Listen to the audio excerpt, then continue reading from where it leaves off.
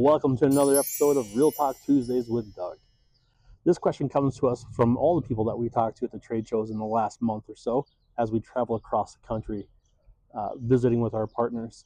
It's a question that a lot of people ask. How do you stop getting phone calls for the wrong services on Google, especially when you're doing paid ads? Well, you've got to ask yourself a couple things, and the best thing to do is grab out that pen and paper and let's map it all out. What I like to do is make two columns, one on the left and one on the right. This is what I want to be found for and one that I don't want to be found for. Let's fill out both columns and figure it out. From there, once we know what we want to be found for, we can start creating our ad campaign.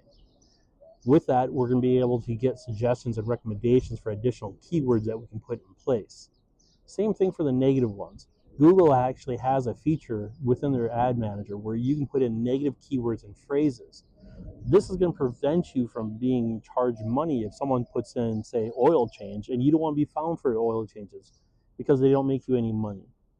So you put in as many different variations of that phrase and that word, and you won't be charged for when someone calls you on those. Now, that's not going to stop the phone calls altogether because you still have your organic words and phrases that are going to help you come up in that fashion. But that's the easiest way to start making sure that you're not being charged for things that you don't want to be found for, and help make sure that you're putting the focus on the services that you want to be found to help put more money in your pocket. This is another episode of Real Talk Tuesdays with Doug. And as always, if you've got any questions, drop them in the comments down below and we'll make sure that we answer them.